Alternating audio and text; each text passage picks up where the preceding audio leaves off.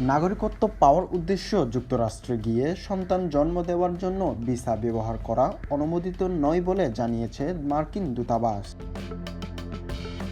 বুধবার সকাল 9:30টার দিকে দূতাবাসের ভেরিফাইড ফেসবুক পেজে দেওয়া এক পোস্টে এই তথ্য জানানো হয়।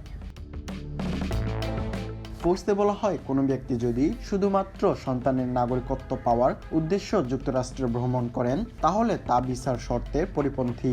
এ ধরনের ক্ষেত্রে কনসুলার কর্মকর্তারা যদি মনে করেন ভ্রমণের মূল উদ্দেশ্য সন্তান জন্ম দিয়ে নাগরিকত্ব অর্জন, তাহলে সংশ্লিষ্ট ব্যক্তির ট্যুরিস্ট ভিসা আবেদন প্রত্যাখ্যান করা হবে। দূতাবাস আরও জানিয়েছে, এ ধরনের কার্যক্রম যুক্তরাষ্ট্রের ভিসা নীতিমালায় আওতায় অনুমোদিত নয়। তাই ভিসা আবেদনকারীদের সঠিক উদ্দেশ্য উল্লেখ করে আবেদন করার আহ্বান জানানো হয়েছে। এছাড়া ভুল তথ্য প্রদান বা ভিসার শর্ত ভঙ্গ করলে ভবিষ্যতে যুক্তরাষ্ট্রের ভ্রমণের ক্ষেত্রেও নেতিবাচক প্রভাব পড়তে পারে বলেও সতর্ক করেছে দূতাবাস।